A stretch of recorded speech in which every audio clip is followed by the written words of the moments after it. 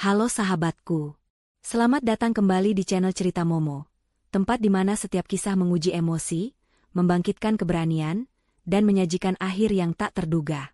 Apa kabar kalian hari ini? Semoga selalu sehat dan semangat ya. Siap-siap, karena kali ini Momo akan membawamu masuk ke dalam kisah yang benar-benar bisa memicu amarah dan menguras air mata. Kisah tentang Nania, seorang istri yang membeli rumah mewahnya sendiri, namun harus menelan pil pahit ketika suami dan ibu mertua bersatu untuk mengusirnya dari rumah itu.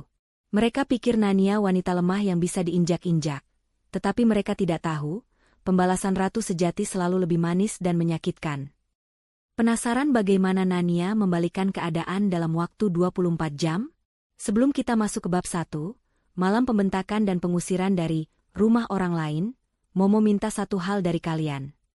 Jangan lupa like video ini, subscribe ke channel Cerita Momo, dan nyalakan lonceng notifikasinya agar kamu tidak ketinggalan setiap bab terbaru. Terakhir, coba komen di bawah, nama kamu, asal kota kamu, dan ketik, hadir. Biar Momo tahu siapa saja sahabat Momo yang paling setia. Siap? Yuk, kita mulai. Malam itu, di ruang makan mewah yang dihiasi lampu kristal dan taplak linen impor, ketegangan terasa begitu pekat, jauh lebih dingin dari udara AC yang menderu. Nania duduk tegak, mencoba mengabaikan tatapan tajam dan cibiran terselubung dari busonya, ibu mertuanya, dan Denny, adik iparnya. Di sampingnya, Arya, suaminya, terlihat sibuk dengan ponsel, memilih untuk menjadi netral dalam konflik yang sudah menjadi rutinitas harian. Padahal, bagi Nania, ia hanya terlihat seperti seorang pengecut yang enggan membela istrinya. Nania menghela napas panjang. Ia telah berusaha keras menyiapkan makan malam istimewa. Masakan Padang, menu kesukaan Arya, telah ia masak sendiri dengan resep rahasia yang ia pelajari khusus dari seorang chef ternama. Namun, seperti biasa, usahanya selalu berujung pada kekecewaan yang sengaja diciptakan oleh busonya. Nania, ibu tidak tahu ya, kenapa kamu keras kepala sekali? Suara busonya menusuk, memecah keheningan artifisial. Ibu mertuanya meletakkan sendoknya dengan bunyi denting keras di piring keramik. Lihat ini. Rendangmu terlalu keras. Jauh sekali rasanya dengan masakan mantan calon menantu ibu dulu, Anita. Dia tahu selera Arya, tahu bagaimana memasak masakan Padang otentik. Kamu ini sudah 5 tahun di sini, tapi urusan dapur saja masih nol besar. Denny segera menimpali dengan tawa mengejek. Benar, Mbak. Atau mungkin memang selera kampung yang dibawa ya, Bu? Untung rumah ini besar, jadi bau masakan aneh ini tidak sampai ke ruang tamu. Nania merasakan darahnya mendidih.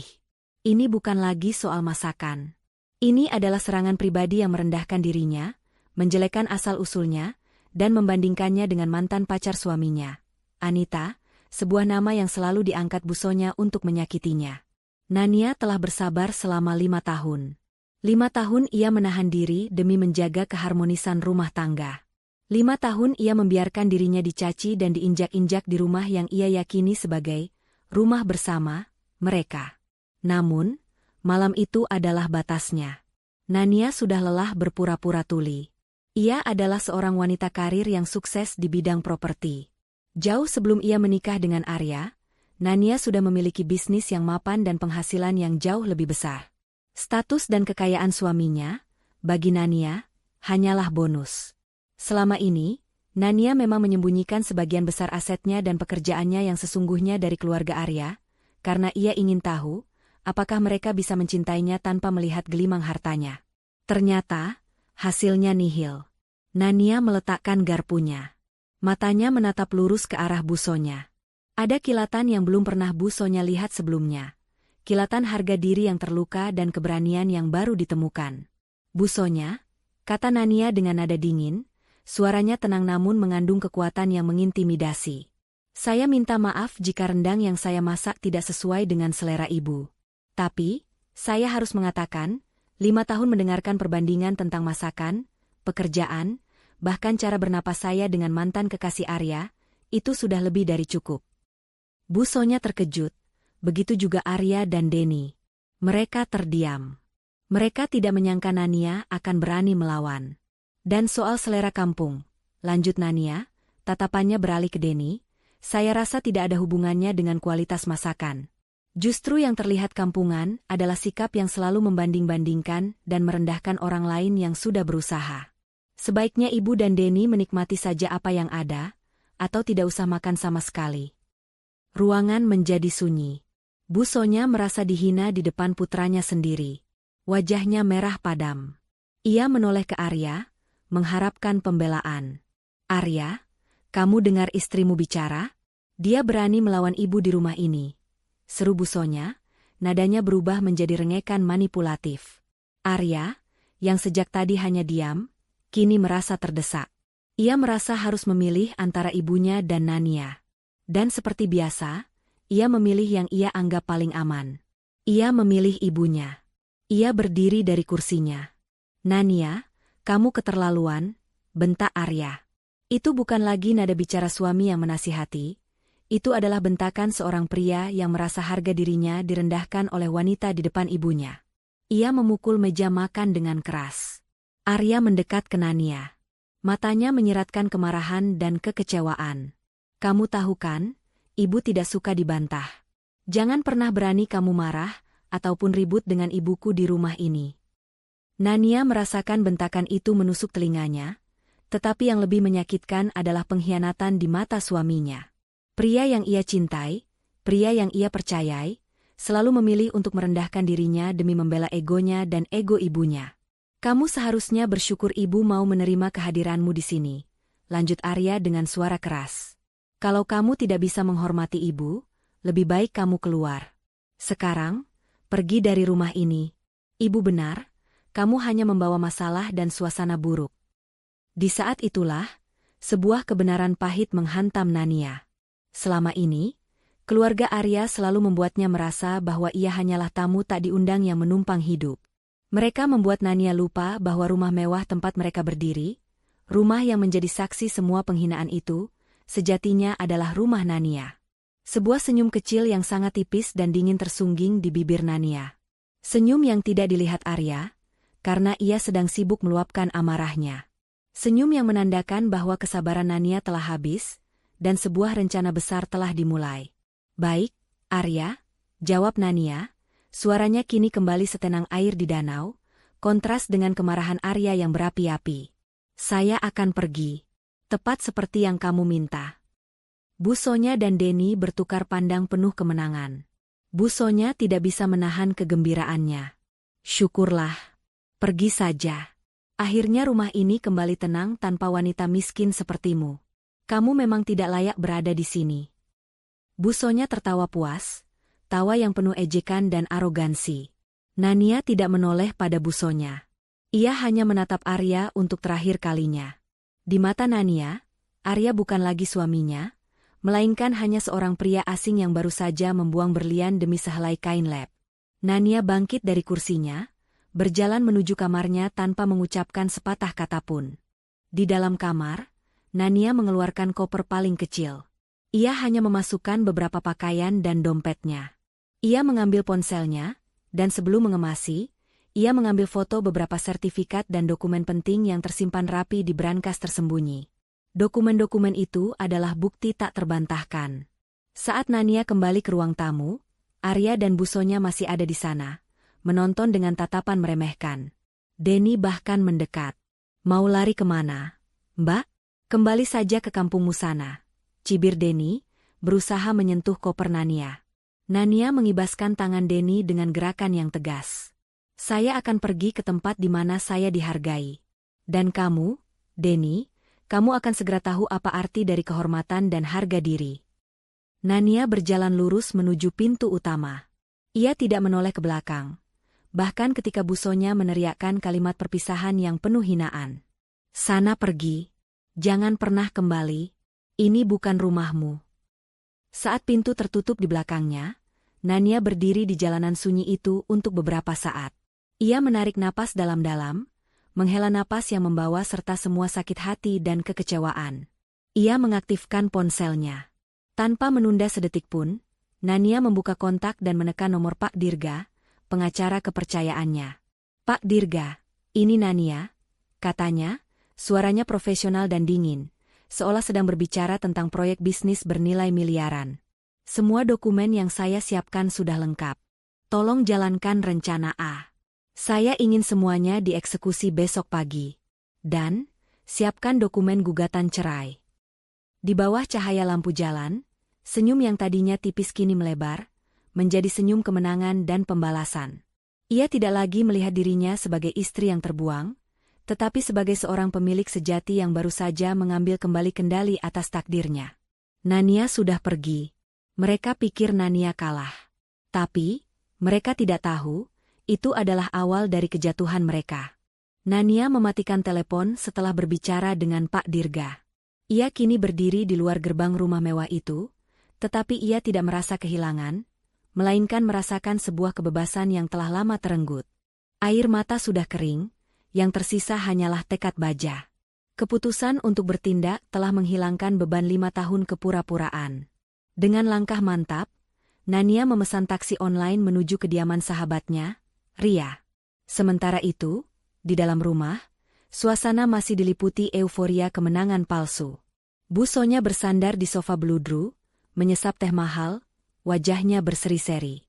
Ia merasa hari itu adalah kemenangan terbesar dalam hidupnya. Ia berhasil menyingkirkan menantu yang ia anggap tak selevel, dan hanya menjadi aib keluarga. "Lihat, Arya," kata Bu Sonya dengan nada puas, tangannya menunjuk ke arah pintu depan. "Semudah itu. Ibu sudah bilang, wanita seperti dia tidak punya harga diri, sekali dibentak langsung lari. Dia tahu diri bahwa ini bukan rumahnya." Arya mencoba menyembunyikan rasa bersalahnya di balik ego yang besar. Ia memang merasa bersalah karena membentak Nania, tetapi pujian dari ibunya berhasil menenangkannya. Ia meyakinkan dirinya bahwa ia melakukan hal yang benar untuk melindungi ibunya. Lagi pula, ia yakin Nania akan kembali setelah beberapa hari, memohon maaf, dan berjanji untuk lebih patuh. "Dia akan kembali, Bu. Dia tidak punya tempat lain," ujar Arya, suaranya terdengar meyakinkan dirinya sendiri lebih dari meyakinkan Bu Sonya. Denny berjalan hilir mudik, menertawakan koper kecil yang dibawa Nania. "Aku tidak menyangka, Mbak Nania yang sok kaya itu hanya membawa koper sekecil itu. Mungkin memang tidak punya harta apa-apa, Bu. Kita beruntung tidak jadi terbebani utangnya." Denny kemudian melirik ke arah Arya. "Besok, aku akan mulai memindahkan kamar Mbak Nania menjadi ruang gymku. Ya, Mas?" Bu Sonya tersenyum lebar. "Tentu, Nak. Kita akan bersihkan semua jejak wanita itu dari rumah ini. Besok Ibu akan panggil desainer interior langganan Ibu. Semua perabotan jelek yang dibeli Nania itu harus diganti. Rumah ini harus memancarkan kemewahan yang sebenarnya, bukan kemewahan palsu seperti menantu kampung itu." Obrolan mereka berlanjut, penuh rencana renovasi, pembelian perabotan baru, dan penghinaan yang terus-menerus ditujukan pada Nania yang sudah tidak ada.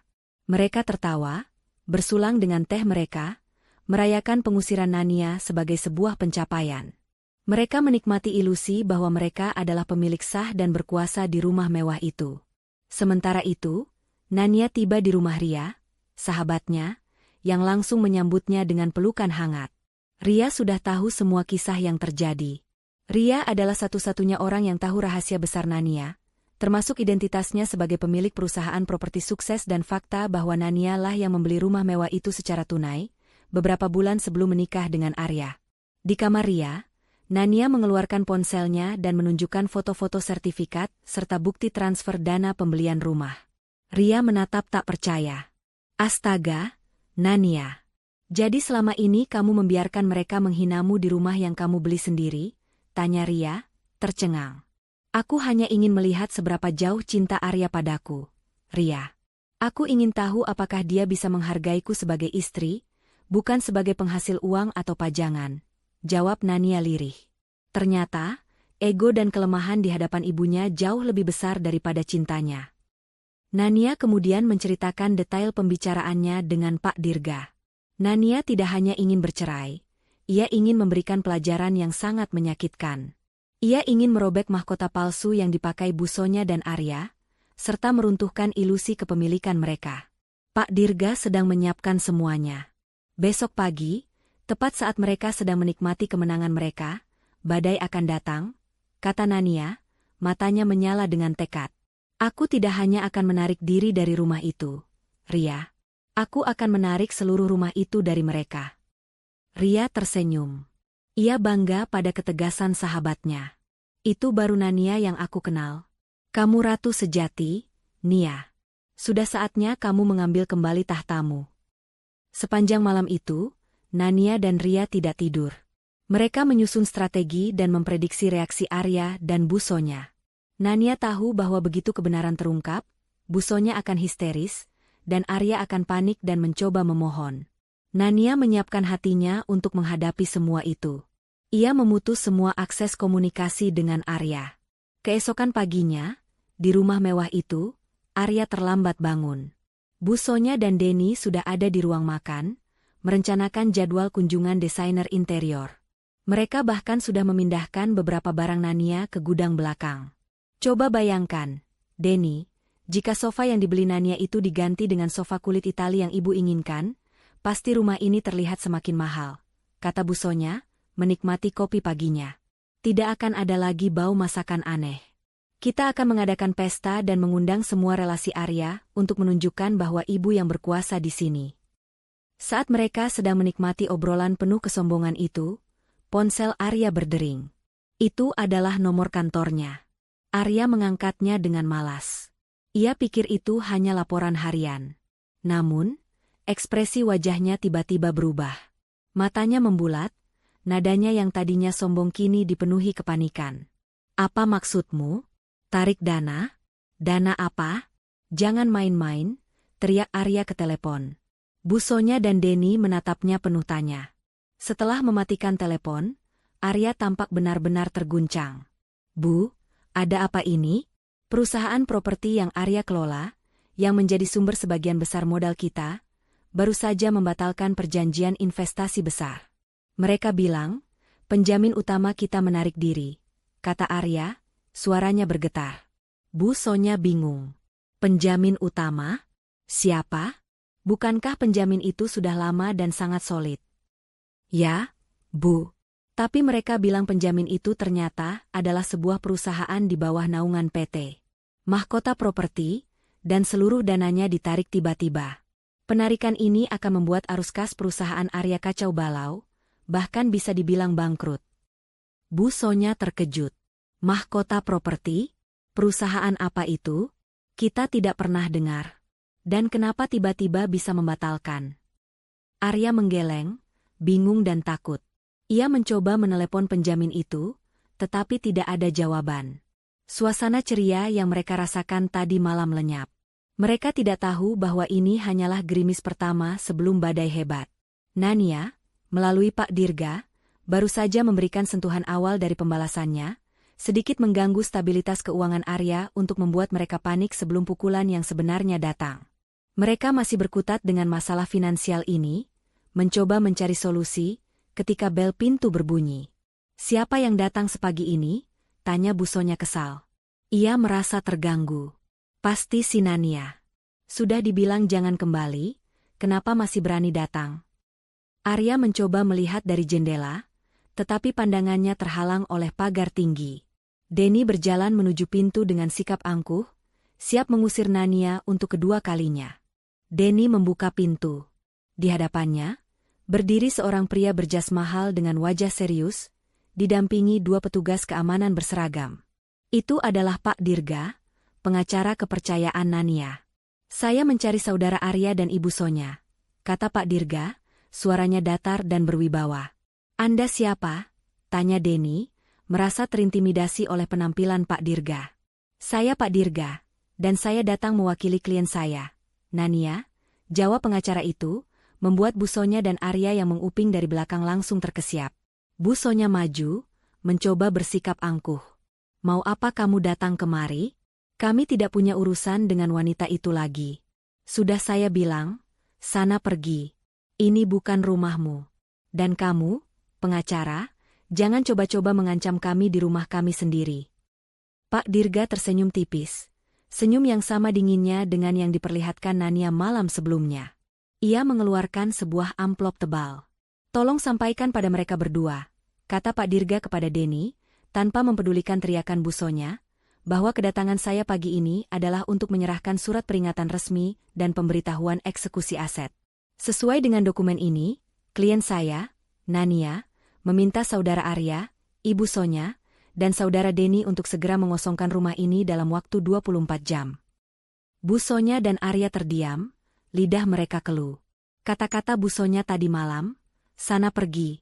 Ini bukan rumahmu," kini berbalik dan menghantam mereka dengan kekuatan penuh. Mereka belum menyadari kebenaran yang akan menghancurkan hidup mereka. Wajah Bu Sonya, yang tadinya memancarkan kesombongan, kini berubah menjadi campuran antara amarah dan kebingungan total.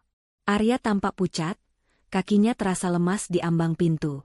Mereka berdua berdiri membeku di hadapan Pak Dirga, yang mempertahankan ekspresi tenang dan profesional.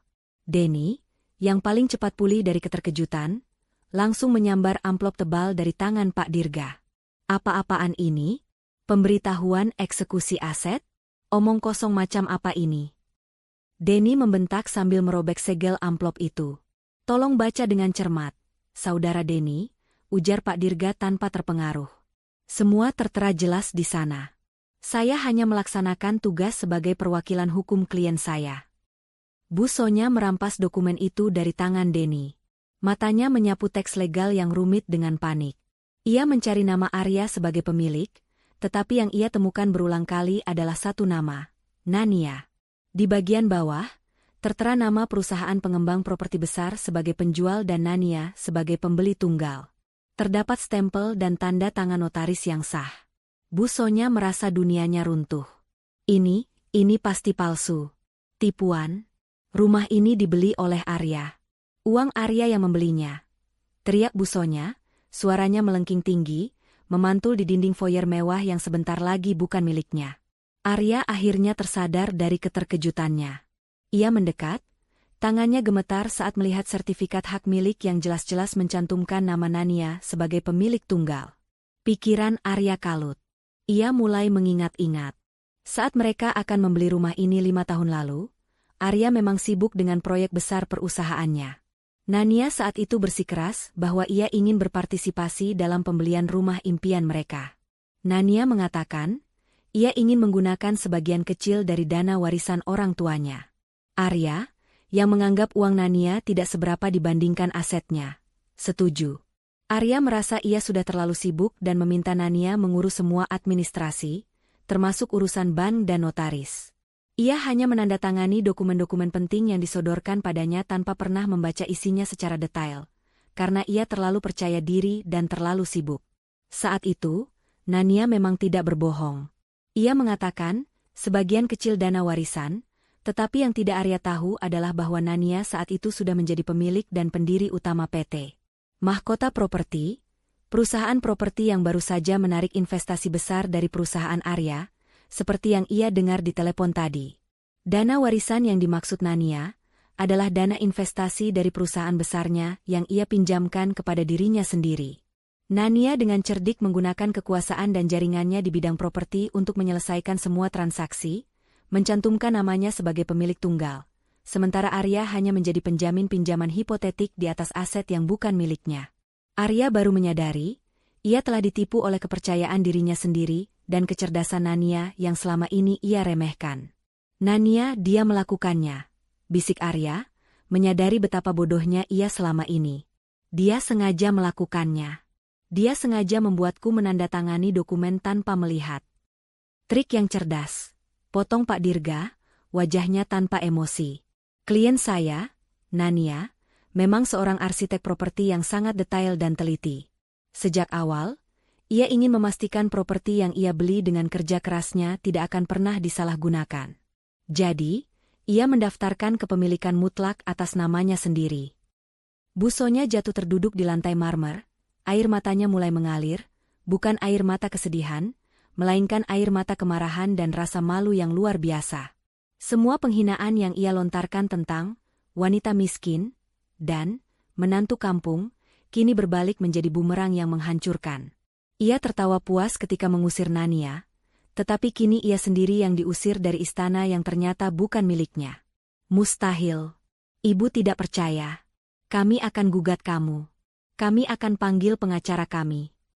Bu Sonya berteriak histeris, menunjuk Pak Dirga dengan jari gemetar. Silakan, balas Pak Dirga singkat. Tetapi saya harus mengingatkan, surat ini juga mencantumkan status properti saat ini. Rumah ini sudah diagunkan kembali oleh Nania kepada bank untuk mendapatkan modal proyek baru.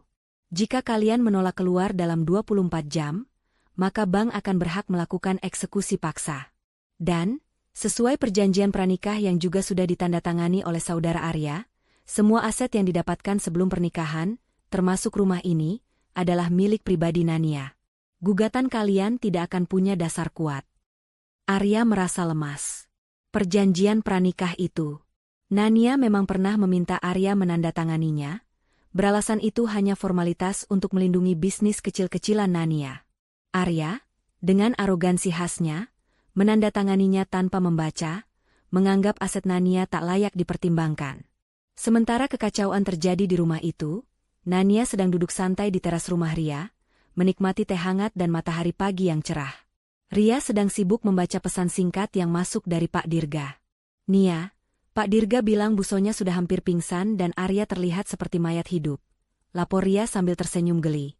Pemberitahuan eksekusi aset sudah diterima. Mereka panik mencari pengacara, tetapi semua pengacara top yang mereka hubungi adalah rekanan Pak Dirga dan menolak mengambil kasus ini. Nania memejamkan mata sejenak, merasakan kepuasan yang dingin. Ini bukan balas dendam yang didorong amarah sesaat, melainkan pembalasan yang dipertimbangkan matang, sebuah penarikan kembali harga diri yang telah lama ia biarkan terinjak. Bagus, Ria. Biarkan mereka merasa sedikit tekanan. Mereka harus tahu, harga diri seorang wanita yang mereka remehkan tidak ternilai harganya, kata Nania. Nania kemudian menjelaskan rencananya lebih lanjut.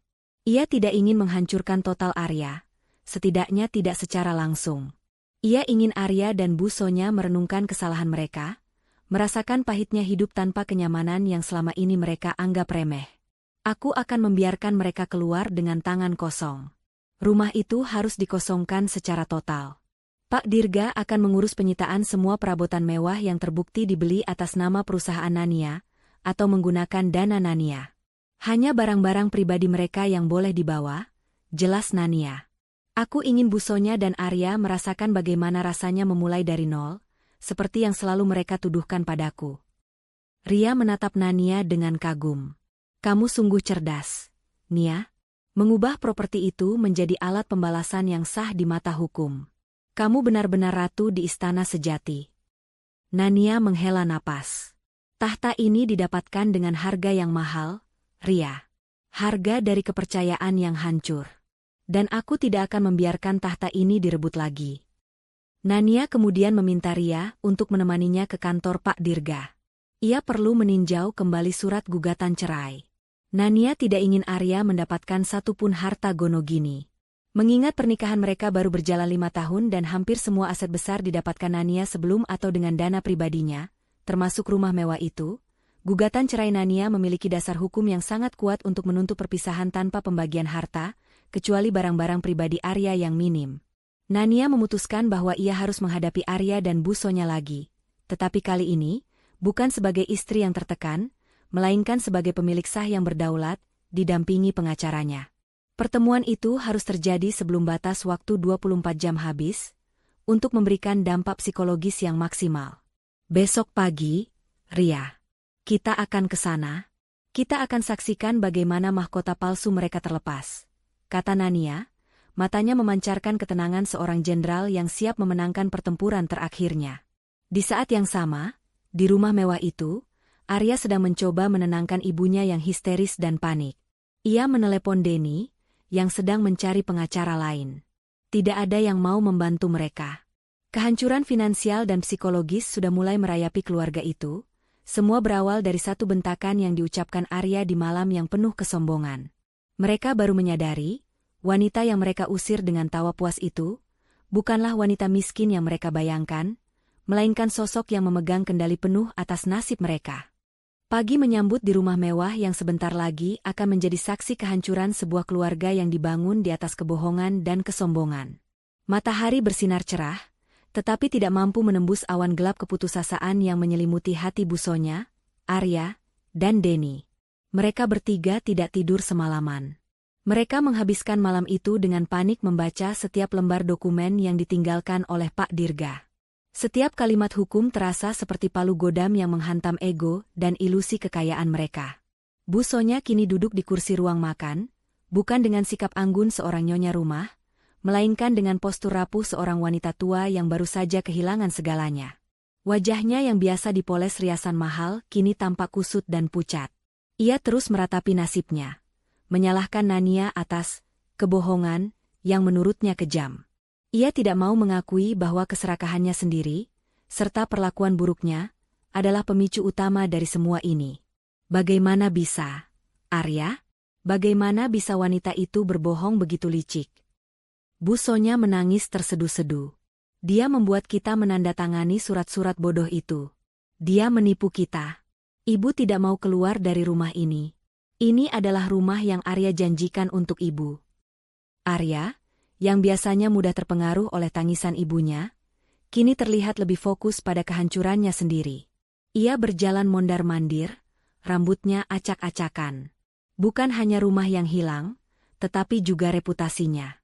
Penarikan investasi dari PT Mahkota Properti yang ternyata milik Nania, telah menyebabkan gelombang kepanikan di perusahaannya. Beberapa klien besar mulai membatalkan kontrak, karena takut aset mereka ikut terseret dalam kekacauan finansial Arya. Semalam, Arya sempat menelepon beberapa rekannya, tetapi respon yang ia terima hanyalah penolakan dingin dan peringatan untuk segera menyelesaikan masalah internal. Bukan hanya rumah ini, Bu. Perusahaan Arya juga sedang diambang kehancuran, kata Arya, suaranya serak. Nania benar-benar cerdas. Dia menyerang kita dari semua lini. Dia tahu kelemahan Arya adalah modal itu. Dia tahu kelemahan ibu adalah rumah ini. Dia merencanakan semua ini sejak lama. Denny, yang tadinya angkuh, kini duduk terdiam. Ia mencoba menghubungi beberapa pengacara kenalannya, tetapi hasilnya nihil. Nania, melalui jaringan Pak Dirga yang luas, tampaknya telah memblokir semua jalan keluar hukum bagi keluarga itu. Denny yang biasanya gemar menghamburkan uang Arya kini, merasakan ketakutan nyata akan masa depan yang tidak terjamin. Ia baru menyadari bahwa kemewahan yang ia nikmati selama ini ternyata bergantung pada ilusi kekayaan yang diciptakan oleh Nania dan ditarik olehnya. Lalu kita harus kemana? Mas? Uangku hanya cukup untuk menyewa kamar kos sempit, tanya Denny dengan nada khawatir. Ia terbiasa hidup mewah dan tak terbayang harus tinggal di tempat yang sempit dan kurang layak. Kita akan coba telepon Nania lagi, putus Arya, meraih ponselnya. Ia yakin, setelah semua yang terjadi, Nania pasti akan merasa kasihan. Ia akan merayu, memohon, dan berjanji untuk berubah. Ia yakin Nania masih mencintainya. Namun, semua panggilan Arya langsung masuk ke kotak suara. Nania telah memblokir nomornya. Arya mencoba menelepon Ria, berharap Ria bisa menjadi perantara, tetapi Ria juga melakukan hal yang sama. Kemarahan Arya mulai membuncah lagi, bercampur dengan rasa tak berdaya. Ia merasa dirinya benar-benar terputus dan terisolasi. Dia tidak menjawab. Dia benar-benar memutuskan hubungan dengan kita, teriak Arya frustrasi. Ia melemparkan ponselnya ke sofa. Wanita gila. Dia ingin kita berlutut di depannya. Bu Sonya bangkit, matanya merah. Kita tidak boleh berlutut. Kita harus tunjukkan bahwa kita tidak takut. Arya, ibu akan bertahan di sini. Ibu akan panggil tetangga dan media. Ibu akan buat Nania malu karena telah menipu dan mengusir mertua serta suaminya sendiri. Arya menggeleng lemah. Jangan, Bu. Pak Dirga sudah menyertakan peringatan keras. Jika kita melawan, ban yang akan turun tangan, dan itu akan jauh lebih buruk. Reputasi kita akan hancur total. Kita harus keluar, demi menyelamatkan apapun yang tersisa. Sementara kegelapan dan kepanikan meliputi rumah itu, di kediaman Ria, suasananya sangat kontras. Nania duduk di meja kerja Ria, memantau email dan laporan dari Pak Dirga. Ia mengenakan pakaian kasual yang rapi, wajahnya tampak tenang dan memancarkan aura profesional yang kuat. Ria sedang menyiapkan sarapan sehat untuk Nania. Ini, Nia.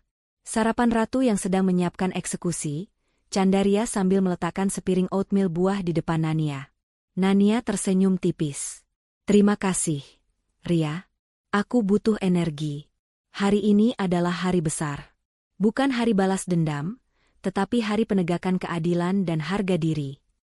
Pak Dirga mengirimkan laporan terakhir. Semua prosedur sudah disiapkan. 2 buah truk pengangkut aset dan tim kurir sudah siap bergerak. Pak Dirga juga telah mengantongi surat perintah resmi dari pengadilan yang dikeluarkan dini hari tadi, untuk memastikan proses penarikan aset berjalan lancar dan tanpa perlawanan hukum. Nania menghela napas panjang. Ia mengambil cangkir tehnya, matanya menatap jauh keluar jendela. Ia tidak merasa bahagia atas penderitaan Arya dan ibunya, tetapi ia merasa lega karena ia akhirnya mengambil kembali kendali atas hidupnya. Ia sadar, ia harus bersikap kejam untuk menghentikan siklus kekerasan emosional yang telah berlangsung lama. Ria, aku akan menuju ke kantor Pak Dirga sekarang. Aku ingin memastikan semua detail berjalan sesuai rencana, kata Nania sambil berdiri. Aku ikut. Aku harus melihat reaksi mereka secara langsung, balas Ria antusias. Nania menggeleng. Tidak, Ria. Aku ingin kamu tetap di sini. Pertemuan dengan mereka akan terlalu emosional. Aku butuh kamu sebagai jangkar ketika aku kembali. Biarkan Pak Dirga yang menjalankan tugasnya. Aku hanya akan muncul ketika waktu eksekusi tiba, sebagai pemilik sah yang memberikan izin. Nania kemudian menjelaskan bahwa ia tidak ingin langsung berhadapan dengan Arya dan Busonya saat penyitaan barang dimulai. Ia ingin mereka melihat otoritas hukum yang beraksi terlebih dahulu. Baru setelah mereka benar-benar putus asa, Nania akan muncul sebagai pemegang keputusan terakhir. Setelah Nania pergi, keheningan kembali menyelimuti rumah mewah itu. Busonya masih menangis, sementara Arya dan Denny mulai mengemasi barang-barang pribadi mereka dengan tergesa-gesa dan frustrasi. Mereka hanya bisa membawa koper berisi pakaian dan barang-barang yang bisa mereka buktikan sebagai hadiah, atau dibeli dengan uang pribadi yang sangat minim. Pikiran mereka dipenuhi penyesalan. Busonya menyesal telah menertawakan Nania. Arya menyesal telah membentak dan mengusir istrinya. Denny menyesal telah ikut-ikutan meremehkan Nania. Namun, penyesalan itu datang terlambat, bercampur dengan kemarahan dan kebencian yang mendalam pada Nania yang kini mereka anggap sebagai musuh yang kejam. Mereka tidak menyadari, mereka sendirilah yang menanam benih-benih kehancuran itu 5 tahun lalu. Jam terus berdetak, mendekati batas waktu yang diberikan Pak Dirga. Keluarga itu masih berharap keajaiban akan terjadi, atau Nania akan berubah pikiran. Mereka sama sekali tidak menyadari bahwa di balik gerbang rumah itu, armada yang dipimpin oleh Pak Dirga sudah mulai bergerak perlahan menuju istana palsu mereka. Waktu menunjukkan pukul 9 pagi. 24 jam batas waktu yang diberikan oleh Pak Dirga sudah hampir habis. Di dalam rumah mewah yang diselimuti kemewahan semu, Busonya duduk di sofa ruang tamu. Ia masih mengenakan piyama, rambutnya berantakan, dan matanya bengkak karena menangis semalaman. Ia memeluk sebuah bantal sofa seolah itu adalah perisai terakhirnya. Arya dan Denny berdiri di dekat jendela, sesekali mengintip keluar gerbang tinggi. Mereka berharap melihat taksi atau mobil pribadi Nania yang datang sendirian, membawa permohonan damai dan tawaran untuk membatalkan semua tuntutan. Mereka masih berharap Nania akan luluh karena cinta dan belas kasihan. Arya, kamu yakin Nania akan datang? Tanya Busonya, suaranya parau. Dia tidak mungkin sekejam ini pada kita. Dia pasti datang untuk bernegosiasi. Arya mengangguk, mencoba meyakinkan dirinya sendiri. Pasti, Bu. Dia hanya ingin kita minta maaf. Sebentar lagi dia datang. Setelah itu, Arya akan berbicara dengannya, dan semua akan kembali normal. Dia tidak akan membiarkan properti ini benar-benar disita.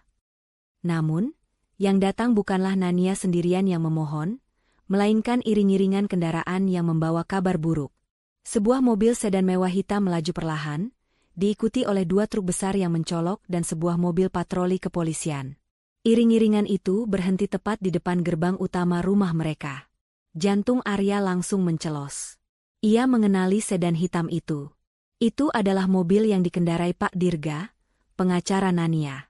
Kehadiran mobil polisi di sana membuat Busonya menjerit tertahan. Denny langsung berlari ke belakang, ke dapur, seolah ingin bersembunyi. Bel pintu berbunyi berkali-kali, deringnya keras dan mendesak, memecah keheningan yang tegang. Arya tahu ia tidak bisa melarikan diri. Dengan langkah berat, ia berjalan menuju pintu, didampingi busonya yang kini berdiri tegak, mencoba memulihkan kesombongan palsunya. Arya membuka pintu. Di sana berdiri Pak Dirga dengan setelan jas abu-abu, memegang map kulit hitam. Di sampingnya, berdiri dua petugas polisi yang memasang ekspresi serius, serta beberapa orang pria berbadan tegap yang mengenakan rompi kurir. "Selamat pagi, Saudara Arya, Ibu Sonya," sapa Pak Dirga dengan nada formal. "Sesuai dengan pemberitahuan eksekusi aset yang sudah saya serahkan, hari ini adalah batas akhir waktu pengosongan. Kami datang untuk melaksanakan penarikan aset." "Tidak. Kalian tidak bisa melakukan ini," teriak Bu Sonya, langkahnya maju mendekati Pak Dirga. "Ini rumah kami. Kalian tidak punya hak. Kami akan melapor ke polisi." "Ibu tidak perlu melapor," potong Pak Dirga dengan tenang, menunjuk ke arah petugas di sampingnya. "Polisi sudah hadir untuk memastikan proses ini berjalan tertib dan legal, sesuai dengan surat perintah eksekusi dari pengadilan negeri. Ibu Sonya, mohon jangan menghalangi proses hukum. Jika Ibu melawan, kami terpaksa mengambil tindakan tegas." Wajah Bu Sonya langsung memucat ketika salah satu petugas polisi maju selangkah, menatapnya tajam. Ia terpaksa mundur. Arya mencoba bernegosiasi. "Pak Dirga, tolong. Saya ingin berbicara dengan Nania. Saya janji akan mengubah semua perlakuan saya. Ini tidak perlu sampai sejauh ini." Pak Dirga menggeleng. "Keputusan klien saya sudah final, Saudara Arya. Ia tidak bersedia bertemu dengan Anda, karena ia merasa semua komunikasi sudah berakhir. Tugas saya hari ini adalah melaksanakan perintah. Tolong tunjukkan barang-barang pribadi Anda. Sisa dari rumah ini, termasuk semua perabotan yang tertera dalam daftar kepemilikan Nania, akan kami angkut." Pak Dirga memberikan isyarat kepada timnya. Tim kurir berbadan tegap itu, dengan cekatan dan profesional, mulai memasuki rumah. Mereka membawa daftar inventaris panjang yang merinci setiap perabotan. Sofa bludru impor, lampu kristal, lukisan mahal, set meja makan dari kayu jati ukir, hingga home theater canggih di ruang keluarga. Semuanya terdaftar sebagai aset yang dibeli atas nama Nania, atau perusahaannya, PT Mahkota Properti. Bu Sonya menjerit histeris ketika ia melihat dua pria mulai mengangkat sofa kesayangannya. "Jangan, itu milik kami. Itu Ibu yang pilih," teriaknya sambil berusaha menahan sofa itu. "Mohon maaf, Bu Sonya," kata salah satu petugas kurir sambil menunjukkan stiker kecil di bawah sofa. "Sofa ini terdaftar sebagai aset yang dibeli atas nama PT Mahkota Properti pada bulan Mei 5 tahun lalu. Kami hanya menjalankan tugas." Bu Sonya jatuh ke lantai, menangis tanpa suara. Ia tidak hanya kehilangan sofa, tetapi juga kehilangan harga dirinya. Setiap barang yang diangkut keluar adalah bukti kebohongan yang ia jalani selama 5 tahun, bukti bahwa kemewahan yang ia pamerkan kepada teman-temannya adalah milik wanita yang ia sebut menantu miskin. Arya mencoba menyelamatkan barang-barang pribadinya, tetapi daftar itu sangat ketat. Arya hanya diizinkan mengambil pakaian, foto keluarga lama, dan beberapa barang yang dibeli sebelum ia menikah dengan Nania. Ketika Arya mencoba menyelamatkan koleksi jam tangan mewahnya, Pak Dirga menginterupsi. "Jam tangan itu, Saudara Arya," ujar Pak Dirga, menunjuk pada salah satu kotak jam tangan. "Itu adalah hadiah dari Nania pada ulang tahun Anda 2 tahun lalu. Hadiah itu dikategorikan sebagai aset yang dibeli Nania. Anda hanya bisa membawanya jika Nania mengizinkan. Dan sejauh ini, izin itu belum diberikan." Arya merasa hancur. Ia tidak hanya diusir, tetapi ia juga dilucuti dari semua simbol status yang selama ini ia banggakan. Bahkan hadiah pun tidak bisa ia bawa. Sementara kekacauan terjadi di dalam rumah, Denny muncul dari dapur, mencoba menyelinap keluar lewat pintu belakang. Namun, petugas kurir lain sudah berjaga di sana. Denny terperangkap dan dipaksa kembali ke ruang tamu. Proses pengosongan berlangsung cepat dan efisien. Dalam waktu kurang dari 2 jam, rumah yang tadinya penuh dan megah kini terasa hampa. Dinding-dindingnya telanjang, lantai marmernya kosong, hanya menyisakan jejak debu. Perabotan mewah itu kini ditumpuk di dalam truk besar yang siap berangkat. Bu Sonya, Arya, dan Denny terpaksa duduk di lantai, hanya dikelilingi oleh koper-koper kecil yang berisi pakaian mereka. Mereka melihat truk itu perlahan menjauh, membawa semua yang selama ini mereka anggap sebagai simbol kesuksesan dan kekuasaan. Pak Dirga melangkah ke tengah ruang tamu yang kosong. Ia mengeluarkan selembar kunci dari sakunya dan menaruhnya di atas meja kecil yang tersisa. "Saudara Arya, Ibu Sonya, Saudara Denny," kata Pak Dirga, suaranya kini lebih tegas dan final. "Rumah ini kini sepenuhnya kosong. Kunci ini akan saya serahkan kembali kepada pemiliknya yang sah, Nania. Kalian memiliki waktu 1 jam untuk meninggalkan pekarangan rumah ini. Setelah itu, gerbang akan dikunci dan dikendalikan penuh oleh tim keamanan Nania. Surat gugatan cerai Saudara Arya akan segera diproses di pengadilan." Pak Dirga membungkuk sedikit, ekspresi wajahnya mengatakan bahwa perannya sudah selesai. Ia berbalik dan berjalan menuju mobilnya. Petugas polisi dan keamanan mengawasi dari kejauhan. Bu Sonya berdiri, matanya berkaca-kaca menatap kesunyian dan kekosongan rumah itu. "Nania, dia benar-benar melakukannya. Dia menghancurkan kita," bisiknya, suaranya penuh penyesalan yang bercampur dengan kebencian. Arya menatap kosong ke arah pintu yang baru saja ditutup Pak Dirga. Ia akhirnya menyadari, wanita yang ia bentak dan ia usir tadi malam bukanlah istrinya yang lemah, melainkan seorang ratu yang baru saja mengambil kembali istana sejatinya dengan kejam, cerdas, dan sah di mata hukum. Di pekarangan depan rumah mewah yang kini terlihat kosong, Bu Sonya, Arya, dan Denny berdiri di samping tumpukan koper-koper kecil yang menjadi satu-satunya harta yang tersisa. Mereka terlihat menyedihkan, pakaian mereka kusut, dan wajah mereka dipenuhi sisa-sisa air mata dan keringat. Mereka baru saja menyaksikan truk-truk pengangkut aset Nania melaju pergi, meninggalkan kehampaan yang terasa mematikan. Tim keamanan yang disewa Pak Dirga berdiri di gerbang, menunggu dengan sabar batas waktu 1 jam mereka habis. Bu Sonya terus merengek, menyandarkan tubuhnya yang lemas pada Arya. "Kita harus kemana, Nak? Kita tidak punya uang tunai yang cukup. Kita tidak punya tempat tinggal. Kita dipermalukan di depan tetangga. Ini semua gara-gara wanita iblis itu." Arya menatap ibunya dengan tatapan kosong. Ia tidak bisa lagi menyalahkan Nania sepenuhnya. Ia tahu, egonya dan perlakuan buruknya adalah bibit dari kehancuran ini. Ia menyadari betapa bodohnya ia mempercayai bahwa Nania, yang selalu ia sebut miskin, benar-benar lemah dan tidak berdaya. Ia merasa dirinya adalah pecundang terbesar, karena telah mengusir pemilik rumahnya sendiri. Tiba-tiba, sebuah mobil sedan sport mewah berwarna merah marun, yang tidak pernah mereka lihat sebelumnya, meluncur mulus ke pekarangan. Mobil itu berhenti dengan elegan, dan pintu pengemudi terbuka. Bu Sonya, Arya, dan Denny menatap dengan rasa ingin tahu bercampur was-was. Siapa lagi yang datang? Dari balik pintu mobil, muncul sesosok wanita. Rambutnya ditata rapi, ia mengenakan blazer elegan berwarna krem, dan wajahnya dipulas make-up tipis yang menunjukkan ketenangan. Ia terlihat berkelas, berkuasa, dan yang terpenting, ia terlihat asing, seolah ia datang dari dunia yang jauh berbeda. Wanita itu adalah Nania. Namun, Nania yang berdiri di hadapan mereka saat itu bukanlah Nania yang mereka kenal, istri yang selalu menunduk, diam, dan sabar menghadapi penghinaan. Nania yang ini adalah ratu sejati, pemilik tunggal dari segalanya, yang datang untuk menegaskan kekuasaannya. Nania melangkah keluar dari mobil, tidak ada sedikit pun keraguan atau emosi yang terpancar di matanya. Ia bahkan tidak melirik koper-koper bekas mereka yang teronggok di rumput. "Nania?" panggil Arya, suaranya bergetar. Ia mencoba melangkah maju, ingin meraih tangan Nania. "Nania, tolong, kita bisa bicarakan ini. Saya minta maaf. Saya janji akan berubah." Nania menghentikan langkahnya, berdiri beberapa meter dari mereka. Ia mengangkat tangannya dengan isyarat singkat yang membuat Arya terhenti. Ia menatap Arya dari ujung kepala hingga kaki, dan tatapan itu dipenuhi rasa kasihan yang dingin, bukan cinta atau penyesalan.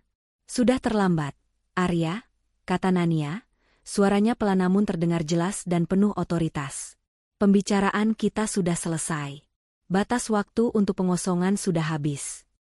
Bu Sonya langsung marah melihat ketenangan Nania. Ia melupakan rasa sakit dan lelahnya, dan berdiri tegak dengan sisa-sisa amarah. Dasar wanita licik. Kamu sengaja melakukan ini, bukan? Kamu menipu kami. Kamu ingin menghancurkan hidup anak ibu. Teriak Busonya, air mata kemarahan membasahi pipinya. Setelah semua yang kami berikan padamu, ini balasanmu. Kami tidak akan pernah memaafkanmu. Nania tersenyum tipis, senyum yang sama sekali tidak ramah. Ia berjalan melewati mereka, menuju ke pintu utama rumah yang kini sudah kosong. Ia mengeluarkan kunci rumah yang baru dari tas tangannya. Semua yang kalian berikan padaku? Tanya Nania, nadanya ironis. Ia berhenti di ambang pintu, menatap Busonya. Apa yang sudah kalian berikan? Busonya? Penghinaan? Caci maki? Perbandingan dengan mantan kekasih suami saya? Atau, apakah kalian memberi saya rasa menjadi wanita yang tidak pernah dihargai di rumah yang saya anggap sebagai keluarga? Nania kemudian memutar kunci dengan bunyi, klik, yang keras. Pintu itu terbuka. Nania melangkah masuk ke dalam foyer yang kosong, dan suaranya bergema di ruangan yang hampa itu. Saya datang bukan untuk meminta maaf atau memohon belas kasihan. Saya datang untuk menegaskan fakta. Ujar Nania, suaranya meninggi. Ia menoleh ke arah Arya, Busonya, dan Denny yang berdiri di luar. Rumah ini, kata Nania sambil menunjuk ke setiap sudut ruangan dengan sapuan tangannya yang anggun. Semua yang ada di dalamnya, mulai dari fondasi hingga atap, dibeli dengan kerja keras saya. Dengan uang yang saya hasilkan sendiri, bukan uang Arya. Rumah ini milik Nania, bukan milik kalian. Busonya terperangah. Kebenaran yang pahit itu kini ditampar di wajahnya, diucapkan langsung oleh Nania di tengah kekosongan.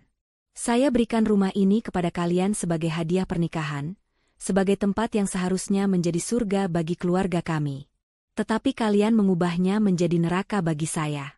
Kalian mengusir saya dari rumah yang saya beli sendiri, dan menertawakan saya, lanjut Nania. Nania kemudian berjalan mendekati jendela, menatap mereka bertiga yang berdiri seperti patung di halaman. Kalian menyebut saya wanita miskin dan kampung. Kalian membandingkan saya dengan Anita, yang kalian anggap lebih baik. Sekarang, lihatlah. Wanita, miskin, ini adalah pemilik PT Mahkota Properti, yang baru saja menghancurkan kestabilan finansial perusahaan Arya dan menarik semua asetnya. Wajah Arya berubah kelabu. Ia baru menyadari kaitan antara PT Mahkota Properti yang disebut Pak Dirga dan Nania. Ia merasa ditelanjangi dan dipermalukan.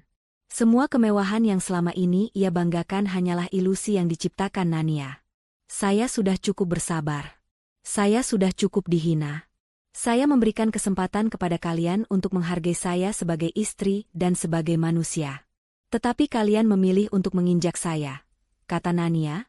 Nadanya kini bergetar sedikit karena emosi yang ia tahan. Mulai hari ini, rumah ini bukan lagi milik kalian. Kalian tidak punya hak untuk menginjakan kaki di pekarangan ini. Nania memanggil salah satu petugas keamanan. Tolong pastikan mereka mengambil semua barang pribadi mereka dan meninggalkan pekarangan ini dalam waktu 15 menit. Gerbang harus dikunci segera setelah mereka keluar. Busonya kembali histeris. Ia berlari ke pintu, mencoba masuk. Tidak. Kamu tidak bisa melakukan ini pada ibu, Nania. Ibu mohon. Ibu janji tidak akan mengulanginya lagi. Ibu akan menghormatimu. Ibu minta maaf. Tangisan Busonya kini terdengar nyata dan memohon, tetapi Nania sudah mati rasa. Ia melihat ke belakang, ke arah Busonya yang kini berlutut di ambang pintu. Permintaan maaf yang datang setelah kehilangan segalanya, itu bukan penyesalan. Busonya, kata Nania dingin. Itu hanya ketakutan. Selamat tinggal. Nania menutup pintu di hadapan wajah Busonya.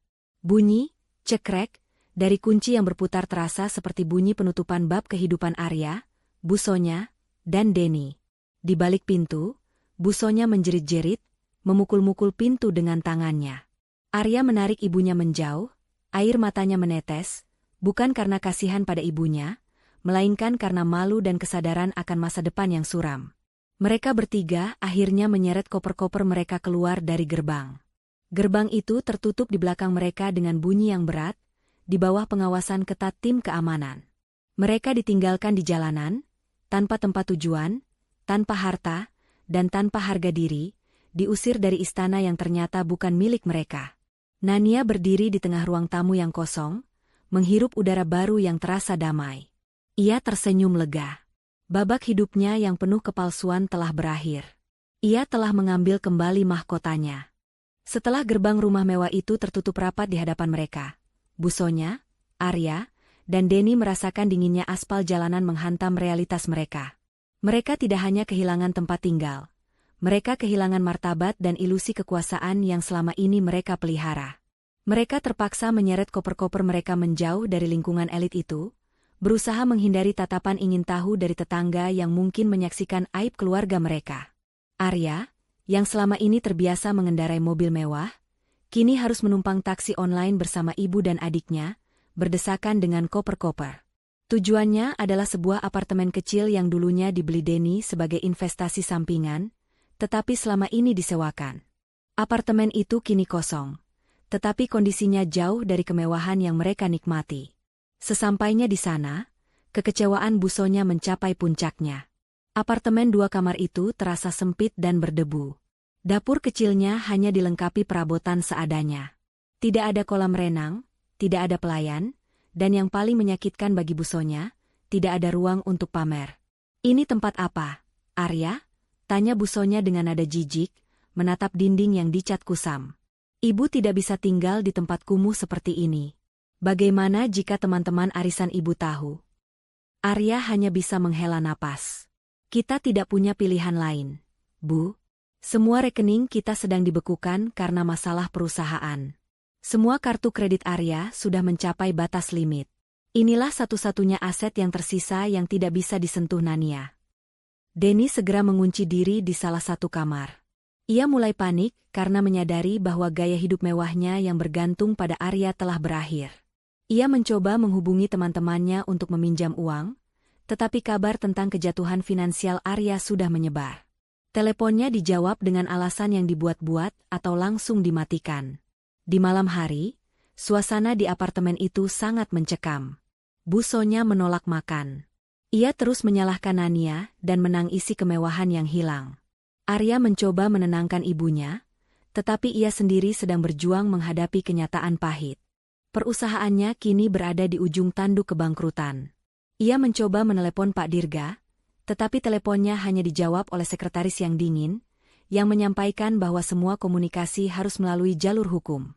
Keesokan harinya, Arya dan Busonya terpaksa menghadapi realitas yang baru. Mereka harus menghemat. Busonya yang seumur hidupnya selalu dilayani kini harus mencuci pakaian sendiri dan membersihkan apartemen. Hal ini hanya menambah amarahnya terhadap Nania. "Wanita itu, dia benar-benar iblis," ratap Busonya. "Dia harus membayar semua ini. Arya, kita harus balas dendam." Arya, yang kini mulai disibukkan dengan upaya putus asa untuk menyelamatkan perusahaannya, hanya bisa menanggapi dengan pasrah. "Kita tidak bisa melakukan apa-apa, Bu. Semua ada di tangan Nania. Dia memegang semua kendali, dari finansial hingga hukum." Sementara itu, Nania menjalani kehidupan yang sangat berbeda. Ia kembali ke rumah mewahnya, tetapi kini ia menatanya ulang. Ia membiarkan rumah itu tetap minimalis dan fungsional. Ia menjadikan salah satu ruangan sebagai kantor pribadinya yang canggih, memimpin PT Mahkota Properti secara langsung. Beberapa hari setelah eksekusi, Nania bertemu dengan Pak Dirga di kantornya untuk membahas gugatan cerai. "Gugatan cerai sudah didaftarkan, Nania," jelas Pak Dirga. "Berdasarkan perjanjian pranikah dan bukti kepemilikan aset yang kuat, kasus Anda sangat solid. Tidak ada harta gono gini yang akan didapatkan Arya. Anda hanya perlu bersabar menghadapi proses sidang." "Bagaimana reaksi Arya dan ibunya?" tanya Nania, nadanya tenang, tetapi ia ingin tahu sejauh mana dampak pembalasannya. "Arya mencoba menghubungi Anda dan saya berkali-kali."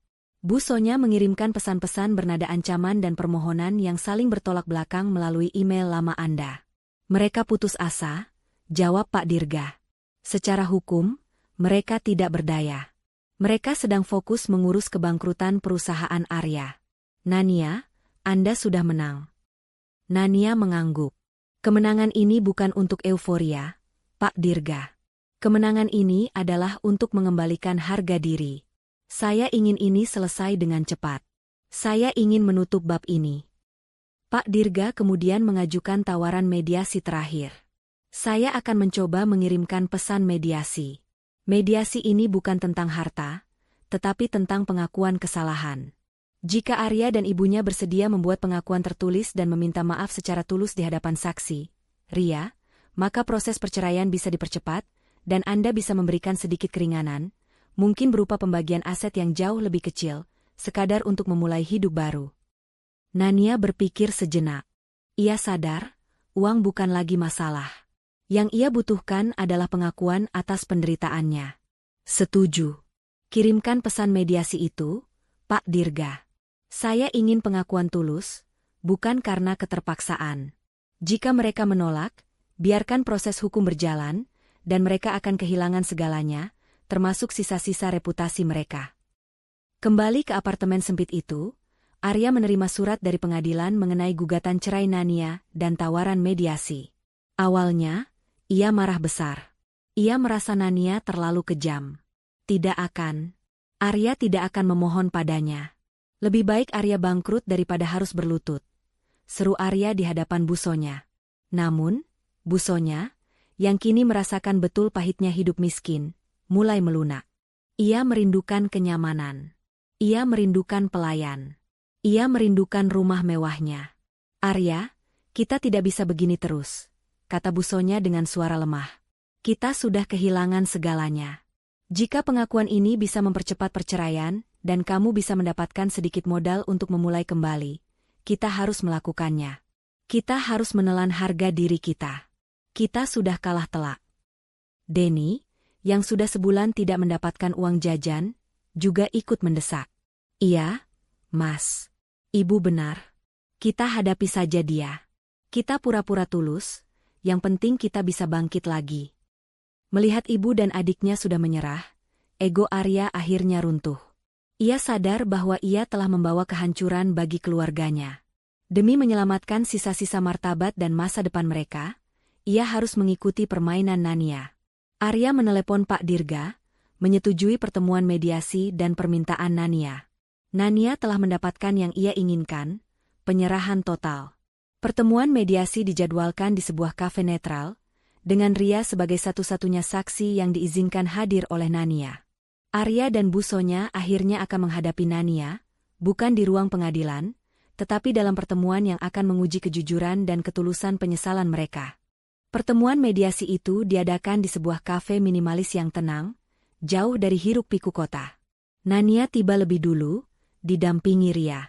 Nania terlihat tenang dan anggun dalam balutan pakaian kerja yang formal, memancarkan aura seorang pebisnis sukses. Ria duduk di sampingnya, siap menjadi saksi bisu dan penyokong moral. Tak lama kemudian, Arya dan Busonya tiba. Wajah mereka menunjukkan kelelahan dan ketegangan. Busonya, yang biasanya selalu tampil mewah, kini hanya mengenakan pakaian sederhana dan riasan tipis yang gagal menutupi lingkaran hitam di bawah matanya. Arya terlihat lesu dan canggung. Ia menyadari betapa jauhnya jarak antara dirinya yang sekarang dengan Nania yang berdiri tegak di hadapannya. Mereka duduk di seberang Nania. Keheningan yang tercipta terasa berat, diwarnai penyesalan dari satu sisi dan ketenangan yang dingin dari sisi lain. Terima kasih sudah datang, ujar Nania, suaranya datar. Seperti yang Pak Dirga sampaikan, pertemuan ini adalah kesempatan terakhir untuk menyelesaikan perceraian ini secara damai dan cepat. Syaratnya tunggal, pengakuan tulus. Busonya mencoba bicara terlebih dahulu, tetapi suaranya tercekat. Arya menghela napas, menatap Nania dengan mata berkaca-kaca. Ia tahu, inilah saatnya menelan semua harga diri yang tersisa. Nania, kata Arya, suaranya bergetar. Saya minta maaf. Saya sangat menyesal. Ia berhenti sejenak, sulit menemukan kata-kata yang tepat. Saya menyesal telah membentakmu malam itu. Saya menyesal telah mengusirmu dari rumah yang seharusnya menjadi milik kita, padahal rumah itu adalah milikmu. Saya bodoh, Nania. Saya dibutakan oleh arogansi dan kelemahan saya sendiri di hadapan ibu. Saya selalu meremehkanmu, menganggapmu hanya sebagai istri yang penurut. Saya tidak pernah melihatmu sebagai wanita cerdas yang sudah bekerja keras dan memiliki segalanya. Arya menunduk. Saya mengakui semua kesalahan saya. Perusahaan saya hancur. Saya kehilangan semua yang saya banggakan. Dan itu adalah konsekuensi dari kebodohan dan keangkuhan saya. Saya bersalah, Nania. Busonya, yang menyaksikan anaknya terpuruk, kini membiarkan air matanya mengalir. Ia melihat Nania yang kini berkuasa, dan ia tahu, dirinya harus mengakui kekalahannya. Ia mencondongkan tubuhnya ke depan. Nania, ibu juga minta maaf, bisik Busonya, suaranya dipenuhi penyesalan. Ibu benar-benar minta maaf atas semua kata-kata ibu. Atas perbandingan dengan Anita, atas semua hinaan tentang dirimu yang miskin dan kampung. Ibu tahu, tidak ada kata-kata yang bisa menebus rasa sakit yang sudah ibu berikan. Ibu sangat sombong dan jahat.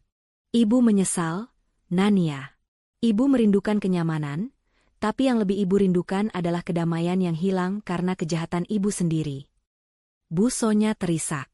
Ia berlutut di kursi, mencoba meraih tangan Nania. Nania membiarkan tangan itu disentuh, merasakan dinginnya kulit Busonya. Ibu tidak peduli lagi dengan rumah atau harta. Ibu hanya ingin kamu tahu, ibu benar-benar menyadari, kamu adalah wanita yang jauh lebih berharga daripada semua mantan atau calon menantu yang pernah ibu harapkan. Maafkan ibu, Nania. Ria, yang menyaksikan adegan itu, merasa terharu. Ia tahu, penyesalan itu mungkin datang terlambat, tetapi itu adalah pengakuan yang Nania butuhkan. Nania menarik tangannya perlahan. Ia menatap Busonya dan Arya. Saya menerima permintaan maaf kalian, kata Nania. Bukan sebagai suami dan mertua, tetapi sebagai dua manusia yang akhirnya mengakui kesalahan mereka. Nania kemudian mengeluarkan 2 lembar dokumen dari tasnya dan menyerahkannya kepada Arya. Itu adalah salinan keputusan gugatan cerai yang sudah disetujui untuk dimediasi, dan 1 lembar cek. Saya akan mempermudah proses perceraian. Saya tidak akan menuntut kerugian apapun dari kehancuran finansial perusahaan Arya, jelas Nania. Dan cek itu adalah uang yang cukup untuk Busonya dan Arya memulai hidup baru dengan layak, bukan untuk kemewahan, tetapi untuk modal awal hidup sederhana. Anggap saja sebagai biaya untuk mendapatkan kembali harga diri kalian, dan kesempatan untuk memulai lagi. Arya terkejut. Ia tidak menyangka Nania akan memberikan uang setelah semua yang terjadi. Ia merasa malu, tetapi juga lega. Terima kasih, Nania, bisik Arya. Terima kasih, ulang Busonya. Air matanya kini adalah air mata haru yang bercampur malu. Nania berdiri. Semua sudah selesai. Saya akan meminta Pak Dirga untuk memproses perceraian secepatnya, tanpa perlawanan. Saya harap kalian bisa belajar dari semua ini. Nania berjalan menjauh, meninggalkan Arya dan Busonya di kafe itu. Ia telah menutup pintu masa lalunya. Kemenangan terbesarnya bukanlah mendapatkan kembali rumah mewah, melainkan meninggalkan semua beban emosional dan memulai hidup sebagai Nania, ratu sejati yang memegang kendali penuh atas takdirnya. Setelah pertemuan mediasi yang emosional itu, proses perceraian Nania dan Arya berjalan dengan sangat cepat dan mulus. Nania secara resmi kembali menjadi wanita lajang yang berdaulat, memegang kendali penuh atas aset dan masa depannya. Seluruh urusan hukum ditutup tanpa drama lebih lanjut, memungkinkan Nania untuk sepenuhnya fokus pada karir dan dirinya sendiri. Rumah mewah itu, yang kini telah ditata ulang sesuai selera Nania yang minimalis dan profesional, menjadi markas besarnya. Nania tidak lagi menyembunyikan identitasnya. Ia tampil di depan umum sebagai pemilik tunggal PT Mahkota Properti, seorang developer properti visioner yang cerdas dan tangguh. Keberaniannya dalam menghadapi masalah rumah tangga menjadi kisah inspiratif yang menyebar di kalangan pebisnis. Ia mendapatkan rasa hormat yang mendalam dari rekan kerja dan teman-temannya, terutama Ria, yang selalu menjadi support sistem setianya. Nania menghabiskan waktu dengan mengembangkan proyek-proyek ambisiusnya, merancang kota-kota baru, dan menciptakan lingkungan yang tidak hanya mewah, tetapi juga menghargai nilai-nilai keluarga sejati dan martabat. Ia kini benar-benar menjadi ratu di istana sejati, istana yang ia ciptakan sendiri, tanpa perlu pengakuan dari orang lain. Sementara itu, di apartemen kecil itu, kehidupan Arya, Busonya, dan Denny berubah drastis. Setelah menerima cek dari Nania, Arya menggunakannya sebagai modal awal untuk mendirikan usaha konsultasi kecil. Bu Sonya dan Denny awalnya masih merengek dan menuntut kemewahan, tetapi kekalahan telak dan pengakuan yang mereka buat di hadapan Nania tampaknya meninggalkan bekas yang dalam. Arya memaksa ibunya untuk hidup sederhana. Bu Sonya, setelah melalui masa penyesalan yang panjang, perlahan mulai melunak. Ia mulai belajar memasak sendiri, bukan masakan mewah, melainkan masakan rumahan sederhana. Ia kini lebih menghargai setiap tetes air dan setiap suap makanan. Ia tidak lagi sombong. Ia bahkan mulai bergaul dengan ibu-ibu tetangga yang sederhana, dan ia mulai belajar arti dari kerendahan hati. Denny juga terpaksa mencari pekerjaan. Ia tidak bisa lagi bergantung pada Arya yang kini harus memulai dari nol. Ia berhasil mendapatkan pekerjaan sebagai staf pemasaran di sebuah perusahaan kecil. Kehidupan barunya yang serba terbatas mengajarkan Denny bahwa kemewahan sejati adalah hasil dari kerja keras, bukan dari warisan atau koneksi. Suatu sore, Bu Sonya menelepon Ria. Suaranya terdengar tulus. Ia tidak meminta bantuan, melainkan hanya ingin bertanya kabar Nania dan menyampaikan rasa terima kasih. "Ria, tolong sampaikan pada Nania," kata Bu Sonya dengan suara tenang. Ibu tahu dia tidak akan pernah mau berbicara dengan ibu lagi. Tapi ibu berterima kasih. Uang yang dia berikan bukan hanya uang, tetapi kesempatan. Dia memberi kami pelajaran yang tidak pernah bisa kami dapatkan saat kami berada di puncak kesombongan. Ria menyampaikan pesan itu kepada Nania. Nania hanya tersenyum. Ia tidak menjawab, tetapi ia merasa lega. Ia tahu, pembalasannya telah mencapai tujuan utamanya. Bukan menghancurkan total, tetapi memberikan pelajaran yang transformatif. Arya, meskipun kini hidup serba terbatas, merasa jiwanya lebih damai. Ia tidak lagi terbebani oleh ilusi kekayaan dan tuntutan ibunya. Ia tahu, ia telah kehilangan wanita yang luar biasa, tetapi ia mendapatkan kembali dirinya sendiri, sebagai pria yang lebih jujur dan bertanggung jawab. Ia kadang-kadang melihat berita tentang kesuksesan Nania, dan hanya bisa tersenyum. Ia bangga, meskipun ia tahu ia tidak berhak lagi berada di sisi ratu itu. Nania telah memenangkan segalanya. Ia sukses dalam karir, bebas dari hubungan toksik, dan yang paling penting, ia telah membuktikan bahwa harga diri seorang wanita tidak dapat dibeli atau diinjak-injak oleh siapapun. Ia kini siap untuk babak hidup yang benar-benar baru, dengan mahkota yang telah ia menangkan dan kenakan sendiri. Beberapa tahun telah berlalu sejak Nania resmi menutup babak hidupnya bersama Arya. Ia kini berdiri di balkon rumah mewahnya, memandang lanskap kota yang perlahan berubah berkat proyek-proyek yang ia pimpin. Ia tidak lagi hanya seorang istri. Ia adalah salah satu tokoh kunci dalam dunia properti nasional, seorang wanita mandiri yang kisahnya sering diceritakan sebagai inspirasi. Nania kini hidup dalam ketenangan dan kemakmuran yang sejati, kemakmuran yang didapat dari integritas dan kecerdasannya. Ia sering mengadakan pertemuan bisnis di rumah itu, dan setiap tamu yang datang selalu dibuat kagum oleh aura profesionalisme dan kekuatan yang ia pancarkan. Rumah yang pernah menjadi medan pertempuran emosional itu kini benar-benar menjadi istana sejati bagi seorang ratu yang berdaulat. Suatu hari, Nania menerima undangan resmi untuk menghadiri acara peluncuran proyek perumahan sosial di pinggiran kota. Yang mengejutkan, nama Arya tercantum sebagai kepala divisi pembangunan nirlaba. Arya, dengan cek yang diberikan Nania, tidak hanya memulai bisnis kecil, tetapi ia benar-benar menemukan panggilan hidup barunya sebagai aktivis sosial. Nania memutuskan untuk hadir. Ia ingin melihat sejauh mana perubahan yang telah dicapai Arya. Saat Nania tiba di lokasi, ia bertemu dengan Arya. Arya yang sekarang tampak berbeda. Ia tidak lagi mengenakan jas mahal, tetapi kemeja sederhana, dan matanya memancarkan ketenangan serta kerendahan hati. "Nania," sapa Arya, terkejut namun bahagia melihatnya. "Arya," balas Nania dengan senyum ramah, senyum yang tulus, bukan lagi senyum dingin pembalasan. Mereka berbicara sebentar, bukan tentang masa lalu yang menyakitkan, tetapi tentang pekerjaan dan proyek masa depan. Arya menceritakan bagaimana ia belajar banyak dari kejatuhannya, dan bagaimana ia kini mengerti bahwa kebahagiaan sejati tidak datang dari kekayaan yang dipamerkan, melainkan dari kontribusi nyata. "Saya berterima kasih, Nania," kata Arya tulus. "Kamu tidak hanya mengambil rumah itu, kamu mengambil keangkuhan saya dan menggantinya dengan tujuan hidup. Saya tahu saya tidak akan pernah bisa memilikimu lagi, tetapi saya bangga dengan siapa dirimu sekarang. Nania mengangguk, hatinya terasa lega. Balas dendamnya telah berbuah penebusan. Di sisi lain, Bu Sonya dan Denny juga mengalami perubahan yang signifikan.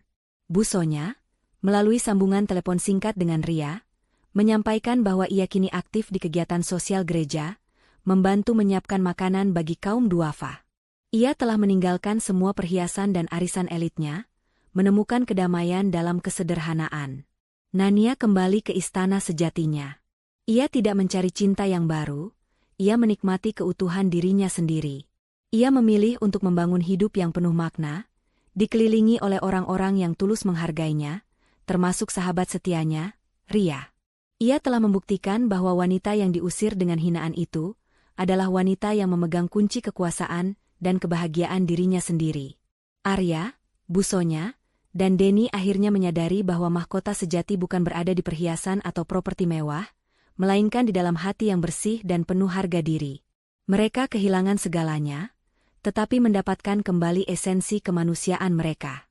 Nania memilih untuk tidak pernah melihat ke belakang. Pintu rumah mewahnya tetap terbuka lebar, tetapi hanya untuk hati-hati yang tulus dan penuh kehormatan. Harga diri seorang wanita adalah aset paling berharga yang tidak bisa diukur dengan kekayaan atau diinjak-injak oleh siapapun. Kesabaran ada batasnya, dan bertindak cerdas adalah bentuk balas dendam terbaik.